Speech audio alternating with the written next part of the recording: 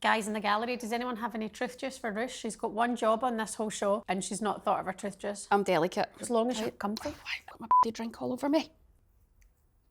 I'm going to sack this tea because it's absolutely dreadful. I need to have a glow up ASAP. We're Need week more 4 than here. your Can you nails believe done. that? We are week 4 and I've still not sorted out my barnet. What are you doing with your life? Oh, it's so busy. People are going, oh, are you the Lionesses? And people are like, well, and then they're Obviously absolutely... we're not. It's the Cubs. It's it, yeah. Could Stina play on the wing? She's got legs, she can run, she's got pace. If Jonas wants to catch up with me and I can offer him this advice, you know, I'm here. Put my opinions forward.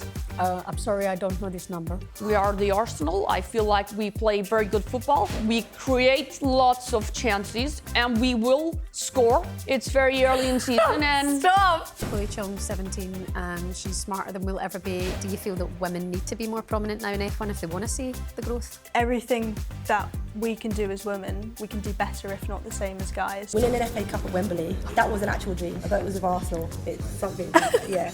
And it was with Arsenal. Guys. Taping up your phones to cover the cameras. Who was there? This is it. Got a bit X-rated.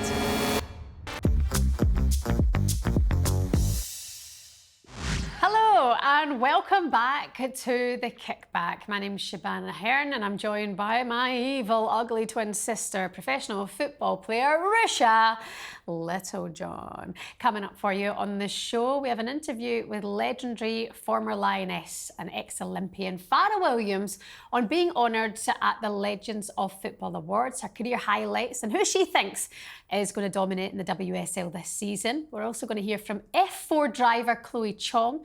She joins us to talk about Silverstone's Girls Will campaign to encourage more girls to take pole position in motorsport careers. That'll be interesting. Stay tuned for all of that and much more coming up on The Kickback. Roo. Do you remember, by the way, speaking of motorsports, that I passed my test before you and she was kicking walls, she was kicking garage doors. I was furious. I failed my test for speeding, actually. How did you manage to go wrong with that? I thought it was a 40 road. It should have been a 40 road. It was 30 until I came up to the flashing sign, slow down, 30. And I thought, oh, you're right. I should have just got out of the car there and then. But anyway, we live and learn. We were so lucky because Mum and Dad got us our neighbour's old car, the Toyota Corolla. Used to roll around in that. I'll show Chloe my moves later. Yeah, it was a beauty. It sounded weird. I actually had it then for like 5 weeks on my own because we didn't have to share it because you hadn't passed your test.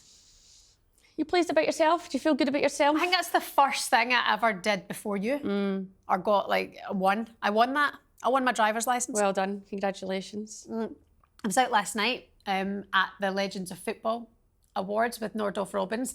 Well, it's not an awards, it's a ceremony and it honours legends in football. So naturally you've not been invited and you probably never will be. But Fara Williams was honoured because of her 177 caps for England and everything else. And Wayne Rooney as well. So it was quite a good night out. But I interviewed Fara and it got me thinking about when I had a little business idea. That's right. Go on, tell the world. Tell the world. This is embarrassing. And the fact that Fara doesn't mention it must make me think that she's embarrassed for me. I think it's how dreadful of a job you actually done. The job wasn't that bad. I think the nails were just falling off. They fell off like peeling off. the day later. Yeah. If not that day. I started a little nail business for myself of doing like, well, your nails, then your friend's nails, whoever would be about. And then I was like, oh, I've tapped into a market here because you and Fara and Mitchie would be hanging about at that point. And then I did their nails a couple of times as well, and I actually took money from them. I actually took money from Fara. Well, you can't do that for free. You know, you're trying to start a business, but yeah, it's safe to say it didn't go very far. And it didn't work out. Here you are now. Speaking of nails, I need to get mine done. I need to have a glow up ASAP. We're week 4 here. Can you believe that? We are week 4 here, show 4, episode 4, and I've still not sorted out my barnet. So why don't you do it? What are you doing with your life? Oh, it's so busy, so busy. Just preparing for the show and stuff like that. I can't get a minute, can't catch a break. You know, like in men's football, all they talk about like is fixture congestion. You don't actually have a game anytime soon because you're still injured. So what is your fixture congestion? I will have you know that I'm back running on the pitch. I've done session 4 there. Let's hear it. Yeah. Let's hear it, Rush. She's running. I'm running. A footballer is running. Back running. I've got 3 more sessions this week and we'll see where we're at. So, how does it feel? How do your Achilles feel? Actually quite good. You know, building the strength back, try to work on my biomechanics, my running technique to see does that help. Do you want me to show you how it's done? Well, you kind of run the length of yourself, Hen. I'm a good runner. Right. I can run probably better than you. Cass, we done a thing for YouTube Not recently. fast, I didn't say fast runner. It was a race, and you were convinced that you were going to absolutely whoop me in a race. It was embarrassing for you. The fact that you sit on a radio show in the morning doing nothing on your fat arse and you thought that you could actually beat me at running just shows how deluded you actually can be. I come out the traps fast. Like, I come out fast. Actually, if you watch the video back, you'll find that I'm ahead of you.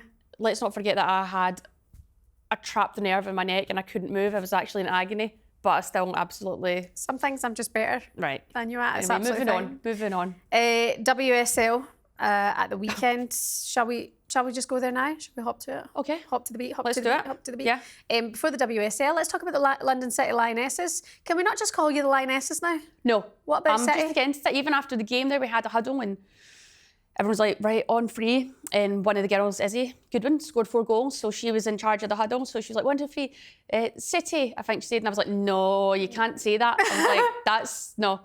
City is Man City. Lionesses are England. I was like, so no. So I'm just saying team. So for me, it's like, on free team, 1, 2, 3, team. It just is better. I've just got a real thing about it. We're not the Lionesses and we're not City. I like There's been things like, we've been at things and people are going, oh, are you the Lionesses? And people are like, well, and then they're absolutely we're not gutted when they realise it's not actually the Lionesses. And I'm thinking... It's the Cubs. It's it, yeah. Cubs! Cubs on. So, yeah, that's a real... London City Kittens. Can't get on board with that one. That's probably better. That London flows City nicer. Kittens, quite cute. Yeah. London City Lesbians is my favourite, which a number of the London City fans have suggested that's not me being shocked. That is funny. That's a good wee bit of banter. But yeah, good game at the weekend. We had a few bit of rotation, squad rotation, people playing. So it was good to get 5 goals. And it was great for Izzy Goodwin to get off the mark. It'd be great for her confidence, but to score 4 in the one game, I think she'll just relax now. And, you know, that game suited her. Portsmouth played a very high line and they didn't change. The manager wanted to stick to their guns. So they played a very high line, which was actually just helping us in the end. We scored a few balls, just through balls, and strikers were causing a bit of havoc. So great for Izzy. And she's off the mark, so hopefully it can continue. What's the next game and when are you back on the pitch? Like, when can we actually see you play football? Well, we've got a very big game coming up at the weekend. We play Charlton. They're sitting top of the league. They'll really be pushing for promotion. They've been there or thereabouts the last couple of seasons, so I feel like they're in a place where they are really challenging, so that'll be a really tough game, but an exciting one too. I will not be back for that, but hopefully I'm a couple of weeks away. Do you want to tell anyone what What happened at the weekend, or what do you mean? About you? Nothing happened at the weekend. Although my head is still banging. The confession is that I went on a little night out, or I won't say who with. We all have Instagram. Things escalated. I'll touch on that later.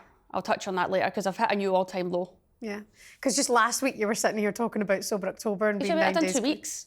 I've done 2 weeks, so take that back. So what I've decided now is what I will do is I will be on my health kick, and then every 2 weeks I'll have a little blowout, but I won't take it to the extremes that I did there. Basically, I mean, I'll have a few glasses of red wine, maybe a couple of glasses, that's it. I'm allowed that because I think that's good for everyone's mental health. It's good for your heart. Honey, you don't have to convince me. It's good for your sleep. You're the worst. You are the worst athlete, but it's nice to have you here trying to make money anyway. Whilst you still can. Let's talk about the WSL, shall we? Because it's so hard not to focus on Arsenal, Rush. And we always do this, but how have they not, I mean, with no disrespect to Everton, because Courtney Brosnan, outstanding, but how have Arsenal not dismantled Everton? Why is there no consistency with that team? Let's take nothing away from Everton right now. I think I sat here last week and said Arsenal would win comfortably, so I take that back, I do apologise. But credit to Everton, I think that's a great result for them, especially to go to the Emirates and come away with a draw. And no surprises, Courtney Brosnan has had a world of games. She loves those type of games and she's on a great bit of form. She played in a cup game during the week there. I think she saved 4 penalties, so our confidence is very high. So credit to Courtney. And sometimes in those games you need the keeper to really step up and keep you in the game, and she's obviously done that. Arsenal, on the other hand, they're creating chances. You'd be more worried if they're not, but right now I think they'll be like, no, we are slacking. I wonder what the mood's like in camp. They obviously know they've got Champions League coming up, so they've got a big week ahead again. That will then probably impact them come the weekend also, because there's, it's going to be a strenuous week. But I still think I would like to see Beth Mead through the middle, because to me, Beth Mead is the best natural finisher that Arsenal have. I'm not saying the other girls can't score goals. Yes, they can all chip in and score goals. Russo can score goals. Caitlin Ford can score goals. But I think for me, Beth Mead is the more natural finisher out of them all. And let's not forget, she made a career in the number 9 position when she was at Sunderland.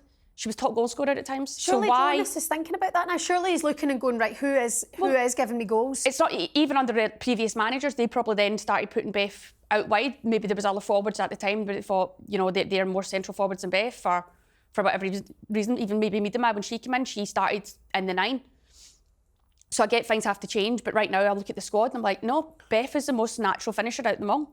She's so composed in the box. So it'd be good to maybe start her there and create chances and just see what happens. It's like a dying out breed, isn't it? Like the out and out striker, like that proper centre forward. But like that, like Beth can play on the wing. She can do a great job. We've seen that over the last few years. She's great at being a wide player. But I'm just talking in terms of actual finishing. She's a natural finisher. She doesn't snatch at stuff. She finds the side netting. She can smash the ball. She's so composed when it comes to in the box. Even see her in the box, she's dancing around people. She's not in a rush. It's like she just comes into her, just watch what feels natural for her. She's so composed. So I would like to see it. I'm not saying that's going to answer all the problems, but I do think Beth would chip in with a lot more goals if she's playing in that more vocal point of the team. And you do see it in those 1v1 situations. You're right. It's like a calmness, like Stina perhaps will... She's a busy player. She works hard. She's got pace. She's a handful. But she's not that natural finisher, is what it seems. But she'll always put the balls in. She's always in the bouts, but she's not finishing great. Whereas I think if you put Beth in those 1v1 situations, 9 times out of 10, Beth's going to find the back of the net. Yeah, I agree. And look, they've got different strengths. Stina's great at stretching the back line. She's great for that. She really stretches teams, and our movement's quality. Like, you can't take that away from Stina. But in terms of being a natural finisher, I feel like, that could be Beth. Could Stina play on the wing? She's got legs, she can run, she's got pace, she can create. So it'd be interesting to see. But if Jonas wants to catch up with me and I can offer him this advice, I'm here to put my opinions forward. I'm sorry, I don't know this number. Do your Jonas impression. It's a good one. I can't do it off the top of my head. I need to watch him and then We are the Arsenal. We are the Arsenal. I feel like we play very good football. We create lots of chances and we will score. It's very early in season and... Stop! Because we want to get Jonas on the show. You just asked me to do an impression. Jonas, if you are watching, come that would be great to get, yeah. But, nothing wrong with an impression now. Look, they'll make fun of Arsenal are still in it. It's very early stages. The league hasn't won at the start of the season. I'm sorry, but we're going to need to win the rest of the games. It shows it in the WSL. But there's a lot of big games to go, so Arsenal are now going to need to win all the big games and start taking care of the other games. But look, still plenty of time in it. And even the Leicester game, they made hard work of that. Leicester defended well. Sorry, what game are we talking about here? Leicester, last week. Right. They've still not had a comfortable win in the WSL this season. Yeah. And you know what? Fair play to Beth Mead as well, because that's 200 appearances for... Yeah, that's a great achievement. Fantastic start for Beth. And many more to come. And she's still got, another year or two on her contract? So yeah, plenty more games to come from Beth. But big week coming up. We've just touched on that. Champions League coming, so big fixtures ahead. And these games are going to be so tough. These Champions League games are so intense right now. And it's going to be interesting to see how they come off the back of that. They have to have a comfortable performance against Bayern Munich. I mean, talk about a comfortable performance, but what do you mean? They're not exactly... Comfortable right now. They're not really firing the way they would like to. And Bayern Munich are a quality opposition. Bayern Munich right now, we're going, this is great, we've got them at a good time, they're not in form. But can Arsenal turn it on? Can they put on a performance? It'll be interesting to see how they set up against Munich away. Will they go for it? Will they continue their Arsenal style, or will they drop a bit deeper, let Munich have the ball? It'll be really interesting. But Munich are no mugs, a quality team, star-studded team. You've got the likes of Pernilla Harder in there too. And she'll be looking to cause some damage. She's played against him a few times, and you know she's caused them problems before. So it's a really exciting game. I can't wait to watch it actually. First win for Palace over the weekend as well. That's important for them. Yeah, I think I sat here also last week saying it would be a comfortable win for Leicester. I really thought at the King Power they would dominate the game, but credit to Palace. It's massive for them actually to get 3 points away from home early on in the season. Credit to the manager. I think she's sticking to her guns and how she wants to play. I do think there will be some games where they maybe have to be a bit more defensive minded. Yep. But it's great to see Annabelle Blanchard get 2 goals. She's a quality young player. What's her name? Annabelle Blanchard. Played with Annabelle when I was at Leicester for a short period, and she was obviously a few years younger back then. But no way. She's a great attacking player. She's got a lot of quality and she's got an eye for goal. So it's good to see her go off the mark in the WSL. But yeah, credit to Palace. It'll be good for them, great for the confidence, and they'll be looking to build on that. But the table right now, looking at it, you know, there's a lot of teams there sitting at the bottom, like got 0 points or 1 point. So there's not much separating the bottom half of the table. Liverpool got a win, Brighton got a win as well. Let's talk about Manchester City. Another win for them, and actually being able to start the game, thinking about Champions League this week, right? Big game against Barcelona, sold out in Manchester. They have Viv Miedema and Bunny Shaw on the bench for that game at the weekend. It just shows that now he's looking to go, and I've got the squad depth to go further in both competitions. Yeah, we've touched on that before, and here we are. It's coming into play already so early on in the season because he knows he's got a massive game midweek. Even that, you see Jill Road getting 45 minutes too, so they try to build her up. A lot of competition in that Man City team, but when you've got that quality, it helps to be able to do that with players, and then it means when you're actually on the pitch, you have to perform. I'm sure we will see the likes of Viv Miedema and Bunny Shaw starting tomorrow night. I believe we will see them starting, so it was a good time to rest them and get the other players minutes in their legs. I mean, the thing is, when you look at Manchester City in the Champions League, they haven't been a force. They haven't. But do you think with Bunny and the couple of seasons that she's had, how dangerous she can be in front of goal, mixed up with Viv, and of course the experience across that squad and an experienced manager, do you think they can do any damage to the champions, the back-to-back champions? It's going to be a very tough game. I wouldn't want to call it right now. But Barcelona, how can you write off Barcelona? Man City plays such beautiful football too. Like Man City right now are probably the best team to watch in the WSL with the style of play and how they play. So it'll be a really interesting game. You know, I'm assuming they'll both play their own style. They'll both go for it. Man City at home, so they'll want to sort of impose on Barcelona. Yep. But Barcelona, when they've got the ball, you can't get it off them. Okay, that's all coming up for you this week. We're looking forward to it here on the Kickback. Now, we had the Legends of Football Awards last night, where the football world honoured Fara Williams, MBE, for her 177 caps, her commitment towards women's football here in this country. It was a brilliant night, and I had the chance to catch up with her. Here you go. Fara Williams, the legend, welcome along to the Kickback. You're a proper legend, being properly honoured tonight here at this event. How are you? I'm good. Proper legend, I don't know. There's a few out there, isn't there, that probably could be recognised in terms of my generation of players and how far the game's come because of them. I can't go any further without talking about this. I mean, I'm sorry, the trade-back ponytail is Fara Williams all the way. Yep. Hoodies, jumpers, essentials, all the brands, but this is... Is it wrong to flirt on Cat? Is this weird?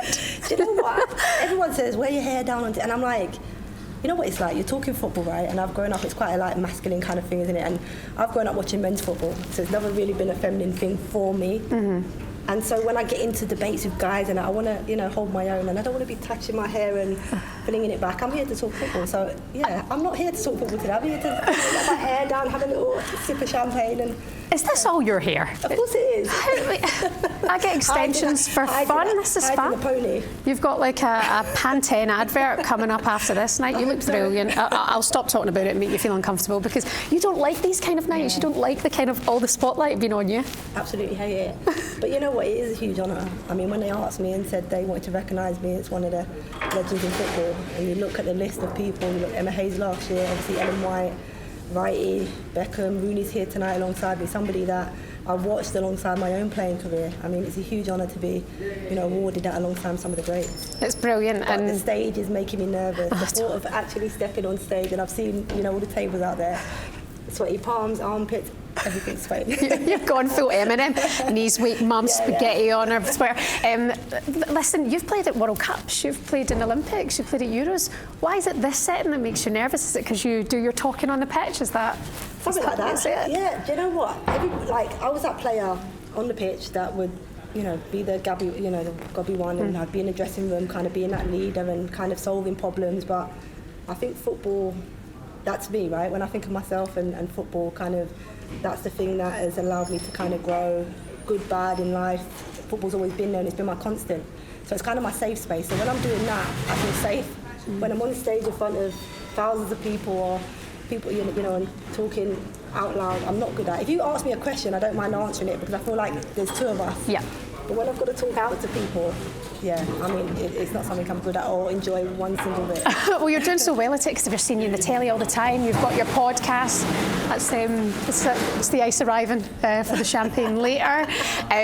But we're seeing you everywhere. I need to ask you before we let you go about the WSL. I mean, it was the Fara derby at the weekend, Arsenal Everton. Did you expect more of a result for Arsenal from that game? Yeah, I expected a battering, and this is the frustration. And Arsenal fans don't like me for my comments about the club, but I was at the club and there's something not right at the club. I can't put my finger on it because you look at the squad of players they have, they're world class, right? So on paper they probably have one of the best squads, if not the best squad in terms of 21 to 23 in the WSL. And I'm, look at the paper, they're better than Chelsea and they're better than probably Man City on paper. They just don't seem to have that edge about them or the right mentality. And I don't want to challenge or question their mentality, but something's not right. And it frustrates me because they invest heavily, they're a great club, they've been the leading club in the women's game for so many years. And then they go and get a 0-0 draw at the Emirates against an Everton team that are struggling, lost 4-0 in the opening day to Brighton, lost the following week to Man United, and they've had 2 ACL injuries to 2 key players. So they're weakened anyway, and you finish the game 0-0. So how do you go from that opening day result against Manchester City, where they were phenomenal and probably should have won the game, to then drawing 0-0 at home to Everton? Are you Jonas in or Jonas out? No, I'm Jonas in for the simple point that I feel like a lot of stuff gets put on the manager. And I've worked with Jonas in the summer and he has great ideas and he seems, from talking to him, he's a good coach and he kind of knows what he wants to do. Players have to take a little bit of responsibility in what they do. They're world-class players. Yeah. They've got World Cup winners in there now. European Championship winners as well. Champions League winners. They've got league winners, FA Cup winners. So they're a team full of winners and they don't seem to be able to come together. I also think there should be a window for managers to be sacked because I feel, that uncertainty, if you don't get results, managers can be sacked at any point. And players can only transfer January and in the summer. There should be a window for managers because I think that instability with players as well also doesn't help. When there's question marks about the manager constantly, it seeps into the camp, right? So you hear a lot about it, then you start to self-doubt or doubt the manager, and I just think it causes a lot of disruption. That's an interesting point you raise about possibly having a window of the amount of time they get. All this talk around Ten Hag, and I'm Ten Hag out, just because I don't think he's in the anyway. But also the point of that uncertainty doesn't help the manager and won't help the players if they're hearing it. So there should be windows for both, right? And I think it will just give that little bit of stability for both players and coach. Speaking of windows, you look at Manchester City now in the Champions League, back in there, Chelsea, your former club Arsenal and Chelsea of course. It's brilliant that there's so many teams and Celtic representing in the Champions League this season. I feel it's back to the standard it was once at before. Who do you see winning A, the WSL and B, the Champions League? I mean, I can never see past Chelsea. I just think they kind of, we talk about mentality, we talk about been there and done it and know-how. I think Chelsea have that, so they edge that in terms of Manchester City and Arsenal. I think City are really close, but I still edge Chelsea. When it comes to the Champions League, it's really difficult to look past Barcelona. But when you look at European football, I always think Arsenal's an underdog. I always think Arsenal one day can turn up. We saw the Wolfsburg game in the semi-final a couple of years back. They should have won. Yeah. And so when you look at them in Europe, I always think Arsenal kind of a dark horse for me, who can turn it on against the big teams and can progress. So it's a difficult one, but I think there's so many great teams. You mentioned 3 WSL teams and Glasgow. I think the fact that we have a Scottish representation, I think it's brilliant for the game. Best team in Glasgow as well, am I right? Rangers are inside. Just finally, honouring your career tonight, 177 caps for England. Rusha had said to me one time she thinks about travelling down, being a youngster and watching you from the halfway line scoring these goals, and she says, like, this girl was like something we've never seen before, and you've blazed a trail really in women's football, so well done you. What's your career highlight? Do you know what? Probably winning a league. I just think that shows consistency over a year. It has to be winning a league. I did it with Liverpool, but also if I think about dreams and real dreams, you know, like sometimes you say, I dreamt of doing this. Winning an FA Cup at Wembley, when I used to play on the estate at home, I dreamt of that for many years, you know, walking the steps and all of that, that was an actual dream. So the highlight was the league, just because that was a personal thing, consistency. But the FA Cup at Wembley, I mean, although it was with Arsenal, it's something, yeah. A lifelong fulfilled dream doing that. I love that you just know it was with Arsenal. Guys, I've just put it out there. I mean, I love Arsenal, but Chelsea's my team. What you mentioned there about playing on the estate, you've been through it all. Your upbringing wasn't smooth sailing into football, but you made it happen. What advice would you give to anyone else who wants to make it, and whatever it is their ambition is in life? I mean, I recognised quite young, I guess, that I was good at something. I enjoyed it more than anything, and I think if you enjoy something, really stick to it. I think sport's difficult, right, because you get into sports and there's so many ups and downs, and you're never coached or told about those bad times. You're always told about the good times and things you can achieve. Good and bad come with that, and kind of prepare yourself for those things along your journey. For me, I continued learning throughout my career, wanted to learn till the very end. I still do it now when I listen to other people talk about football, still learning. So I think you have to continue learning through your journey, but also have fun whilst you're doing it. Most important. You did have fun. I had a lot of fun. I mean, I'm not sure I'd have that much fun now. It's a bit more serious, but I had a lot of fun. Rusha and I were talking last week on the show about the times that she rocked up to the pitch. She's like, I was definitely still hungover. She's like, doesn't happen anymore. Been there. You have to have your best games. That's what she said. You have to have your best games. But I mean, I won't tell you the games. I don't think Mo Marley knows the games I turned up drunk. I mean, let's give this advice to Alessia Russo and Stina Blackstenius now. Let's go in the lash this weekend and rock up for your game on Sunday. I'm joking, Farah, you look outstanding. We're really happy for you. Well done. Thanks for coming on the Kickback. No worries, thank you. Fara Williams there. So good to hear her talking about her, because I feel like now we hear Fara talking about football so much, but actually her stories, her insight, where she's come from, she's brilliant. Yeah, Fara probably, you know, of her generation, she was a superstar. And I feel like she almost didn't get the recognition, so it's now really nice to see that she's getting that. But yeah, you touched on that there. I remember I'd have been young. I was at Glasgow City at the time, and we used to travel down to Manchester in summer, and we played in this tournament. It was like called the Umbro Cup or something. And I remember, so all these games were going on in different pitches. Like, you'd think it was like a football festival for pre-season. And I remember, like, I was walking to the toilet and I just caught Everton playing. I was like, oh, that's that Fara Williams. Keep in mind, you don't have like the social media and access back then, but I knew who she was, and she just happened to, she was like the halfway and she just, keepers off her line, she just went clip. And I was just like, all right. It was just like so casual, like just effortless. But Fara was a quality footballer, and it's nice to see her now getting the recognition that she deserves. Rachel Brown-Finnis saying yesterday in that honorary speech, Fara standing, hands on her hips, just everything was so effortless, like she was that good. So well done to Fara. It was good to catch up there as well. Talking about playing with a hangover, having our best games. Speaking of which, we're going to do the truth juice now. This is where Rusha gets stuck into giving some advice, either to herself or to any of the fans, any to the football fans, any of the clubs, any of the managers who need to know some real harsh truths about what she's thinking. Rush, what's your truth juice today, please? I'm having a long, hard look at myself today.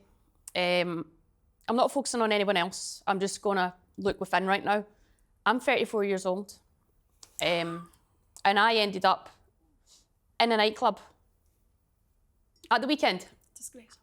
And it's safe to say that I still don't feel right. But why was I in a nightclub? Because I had a nice night. I had a really good night. I think it's good to have a bit of team bonding here and there. I'm all for that. I'm very pro team bonding. But you do you. People were a lot sensible and they left at a reasonable hour, but I ended up in a nightclub. Why was I in a nightclub? I'm in a nightclub and they're taping up your phones to cover the cameras and stuff like that. That's the kind of... What? Nightclub were you Yeah, in? that's what they're doing. Who was there? I don't know who was there. Brush. Dear Darling was the nightclub. But it's just, yeah, I'm just like, oh, it's so pretentious. It's so... They put tape over the camera of your phone so yeah, so you don't take pictures of like the dancers or anything. You know, that's the way the world's going. This is it. Got a bit X-rated. Well, and it wasn't even all that. You know, there was nothing going on. I was actually thinking that, get me in the cage, I'll put on a show. Oh God, get you in a cage and get you back to the zoo. So that's it. That's it. I'm looking within and I'm going, yeah, I'm too old for that scene. You know, I'm good for a few glasses of wine at home in a bar. I really like a bar. You know me, like I like a bar, love an Irish bar. I'd sit there all night. Nightclubs, no. I'm nearly 40 years old. Don't age us up to 40. Embarrassing. Don't do that. Anyway, that's all. So I'm looking within. You are literally the female Alan Brazil. Speaking of nightclubs, our next guest probably has never actually been into a nightclub, but the future is looking bright for F4 driver Chloe Chong, who joins us now to talk about the new Girls Will campaign. And F4's Chloe Chong is with us now. Hello. Hi, nice to see you again. Nice to see you. Rush and I were at an event you were at fairly recently with a number of athletes, and we left the event going, oh my God, Chloe Chong's 17 and she's smarter than we'll ever be and she's achieved more than we will ever achieve. Oh, that's great to hear. Thank you. You are amazing. Everything that you're doing just now, like day to day, tell us what it's like being an F4 driver and then 17-year-old trying to balance out all your studies as well. I mean, honestly, for me, I feel like a normal person. Like, it doesn't feel any different, I would say, to like what I normally do. I'd say the only thing is just management of time. Like, obviously, I have these goals and I want to make it professional racing, make it to Formula One, and all I can do is work my hardest towards it. So that's what I put in my head every morning. You know, that's what I think about. I literally go to sleep thinking about racing. So yeah, my whole day is basically surrounded by components that make me a better person and a better racing driver. I mean, for a 17-year-old, you're very mature, you're very driven, we can see you're very focused. How many hours do you spend dedicated to racing? Like what does your day look like? Oh, I mean, it kind of changes now and then. Obviously, like I have interviews with like you guys and stuff like that. But when I'm at school most days, you know, I'll spend 2-3 hours in classes, maybe miss a couple to do some training. So I like to do 1 or 2 training sessions a day. So some cardio, a mix of strength, cardio, power, and also mobility. And then as a racing driver, we have a lot of simulator sorts of stuff that we can do to train in terms of racecraft and race pace. So I'll spend, again, a couple hours on the simulator and it kind of spreads out from there. Like sometimes it's more, sometimes it's less of each thing, but it's just depending on what I need to do that day. I think it's fascinating because obviously sitting here, we probably think, oh, racing driver, you're just jumping in the car and off you go, but there's so much to it. Like the fact that now you go to the gym. I'd watched the Netflix series about the racing driving, and it was like they were talking about the routine and how important going to the gym is to be strong because of, what is it, like driving the car? G-force? The G-force, like the G-force? Like yeah, I mean, a lot of people don't realise until you get to F1 that actually racing is so difficult on the body. When you're in F1, actually you have power steering, so it makes it a bit easier on the arms. I'd say when you're in this level, we have 0 power steering, so it's all to do with our arms. And if you can imagine sitting in your own car at home and basically locking the wheel whilst the car's off, that's kind of what we have to do every single corner. Oh. So there's a lot of, I guess, training that goes into that. Obviously, we're in a very strapped down position, so it's very isolated to your shoulder muscles, what you have to do. So a lot of the training in the gym goes towards that and working on management and keeping your body still whilst in the car, basically. It's fascinating, isn't it? Yeah, that's amazing. Because you wouldn't think like that, but you're right. I mean, I struggle to, put the handbrake on, so never mind trying to do everything that you guys do. Chloe, I imagine it's kind of unfair that you come in here at this age, so getting into the industry, everything that you're doing, and you get asked these questions about why women aren't dominating in F1 yet, why that isn't happening. But that is why you're here today, because it's this Girls Will campaign from Silverstone. There's such a huge fan base of women when it comes to F1, but we don't see any F1 women drivers right now. Is that going to change soon? Is that something you think will happen? I think it will 100% happen. I think all the, again, proponents are behind us. We've got F1 on our side, we've got the introduction of F1 Academy, and overall the talent pool is just increasing. There's so many more opportunities for women in motorsport. Just announced a few days ago, we have a full Formula E test day for just women in Valencia. So seeing the pinnacle of the sport kind of open up towards us girls, I think is a really good opportunity. Obviously, we need to wait towards the right time until we find a girl that's talented enough to compete on that level, and we don't want to rush that. But I think overall, the future is looking bright, and I'm so pleased to see so many girls getting into racing, in these past few years, basically. Do you see your pathway going that way? 100%. I think, there's so many opportunities. I've just got to make the most of them. I've got to keep improving. But until I've reached my peak, I think, there's no telling where I'll go next. Mm. Is it one of those ones where you've got role models to look up to? I mean, you look at F1 just now. I mean, take your pick, but do you feel that women need to be more prominent now in F1 if they want to see the growth? Yeah, I think, marketing yourself in the right way is a really important thing. F1, obviously there's so many business decisions that go on in that world, but yeah, I think everything that we can do as women, I think, we can do better, if not the same as guys. So I think F1, is really opening up towards us, and I don't see that there's any other reason why we shouldn't be allowed into that sport. Well, there's been 5 Formula One female drivers, which means there have been more women to orbit the Earth than be a Formula One driver. So, I mean, that's a mad stat. And you think that if they can do it up there, surely they can do it driving here in this sport. So something's got to change. Something has to change now. I imagine it's something, you're right, they are working on. They're starting these initiatives, but I'm backing you, Chloe. I mean, we've heard you've been speaking now for a while, haven't we? And I just would love to see you completely dominating that world. Oh, I'd love to. That's the ultimate dream. That's what I've been looking towards as a child. I've just got to keep doing my thing, got to keep training and working my way towards it. But I think the biggest issue in Formula One is actually the fact that there's only 20 seats. And if you think about the people that go into racing, go into, let's say, their local go-kart track every day, there's so many people. And if you're competing for only 20 seats at the pinnacle of the sport, that's only 20 people that can make it professional. The others are failures. So it's very, very difficult to not only think of that, but also to think of the fact that there's less women in the sport. There's probably still 99% male dominated in that sport. How do you feel going into that situation? Sorry, getting deep, but I want to know the answers to these. Honestly, because I came into the sport at such a young age, and I'm sure it's the same for you as in football, is that it just feels natural.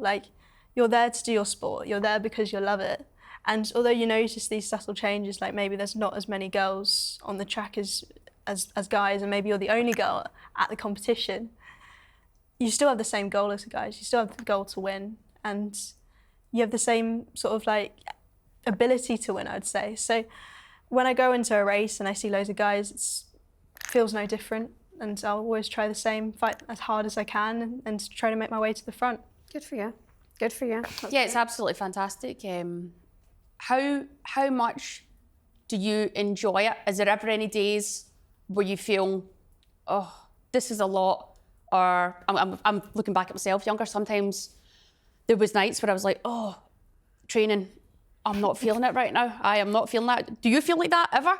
Or are you just so no, this is what has to happen. This is what it takes to get to the top. How do you feel? I'd say I'm quite a perfectionist. Mm-hmm. I want to get to where I want to go in sport. I'm very determined and motivated to get there. But I think it's natural for all humans to have those off days. And I think it's important to also talk about it, I don't go into the car every day and think, oh yeah, this is going to be a great day. Sometimes there's a track or a condition where I'm I'm not too sure.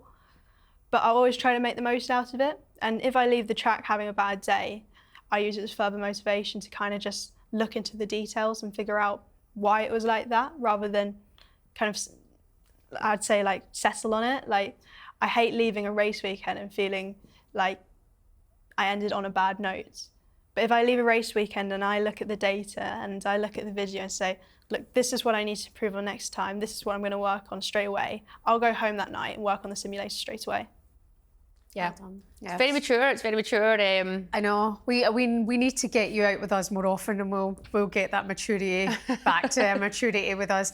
Well done. Keep doing what you're doing, and when you need help for the driving test, give us a shout, because that's the thing. Oh yeah, you'll be getting a call next week. Well, that's it. You've got driving tests coming up soon. How are you feeling for it? Are you excited? I've never been so nervous. I did my first mock test yesterday, and I think I got 6 minors, but 4 of them were stalling.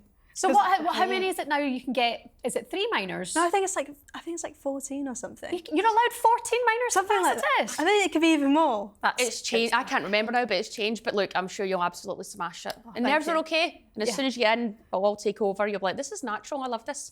Yeah. But I'm assuming when you pass the test, you'll be going, I just want an automatic, and I'm going to start rallying these roads. Handbrake, turn it. Freedom. Chloe Chong, great to have you with us today. Good luck with everything you've got coming up. And remember, Silverstone's Girls at Will campaign is starting all through the month of October, and you can get more information on that on the website. And you're here inspiring anybody, any women or girls, especially under the age of 18, who want to get involved. This is your woman to look to. Chloe Chong, best of luck. Rusha, thank you. Crack on with the rest of your week. Thank you for watching The Kickback. Make sure you subscribe, leave us a comment, and we'll see you again next week. Bye.